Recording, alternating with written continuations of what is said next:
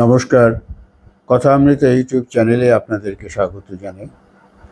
আমাদের সামনে যে যুগটা আসছে সেটাকে বোধহয় এআইয়ের যুগ বলা যেতে পারে, আর্টিফিশিয়াল ইন্টেলিজেন্সি।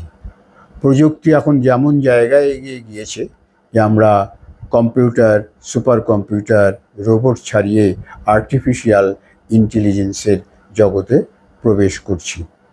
আপনাদের হয়তো অনেকের ধারণা আছে যে প্রথম একটি রোবটকে দাবা খেলার বিভিন্ন মুভ বা চাল সম্পর্কে তাকে জানানো হয়েছিল, সেগুলো তাকে ফিট করা হয়েছিল, সেই সাজেশনগুলো তার মধ্যে ছিল এবং সেই রোবটটি তার মধ্যে সেই দাবা খেলার যে চালগুলো ছিল সেগুলো রপ্ত করেছিল এবং পরবর্তী সময়ে সে বিশ্বজয়ী দাবাড়ুদের সঙ্গে সেই রোবটটি দাবা খেলে এবং বেশ কয়েকবার সেই যারা বিশ্বজয়ী দাবাড়ু তাদেরকে সেই রোবটটি পরাজিত করেছে। এটা কিন্তু সত্যি ঘটনা।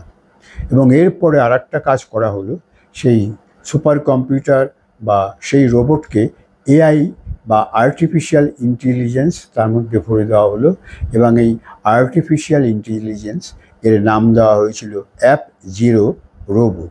এই অ্যাপ-0 রোবট এবং প্রথম যে রোবটটি দাবা খেলার জন্য তৈরি হয়েছিল, এই দুইজনের মধ্যে খেলা হয় এবং দেখা যায় যে অ্যাপ-0 যে লেটেস্ট যে এআই রোবট সেটা সেই পুরাতন রোবটকে 38 বার 38 টাইমস পরাজিত করে, অর্থাৎ প্রথম রোবটের থেকে এর গুণমান সম্পন্ন অনেক বেশি।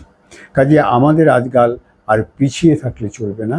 যেভাবে সমস্ত আর্টিফিশিয়াল ইন্টেলিজেন্স দিয়ে কাজ হচ্ছে চারদিকে এবং বলা হচ্ছে আগামী শতাব্দীতে নাকি সব জায়গায় চাকরির ক্ষেত্রে, মনুষ্য সমাজের কল্যাণে, বিজ্ঞান, সাহিত্য, সংস্কৃতি সব জায়গায় বোধহয় এই এআইয়ের ভূমিকা থাকবে।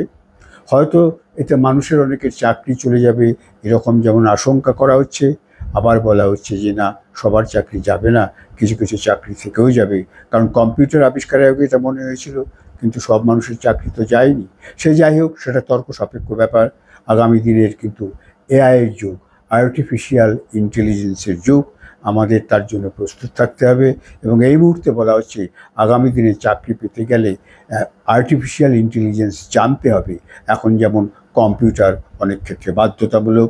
কাজে এই পরিবর্তনের সঙ্গে আমাদের পরিচিত হওয়ার জন্য আমাদের মন এবং মানসিকতাকে তৈরি রাখা উচিত।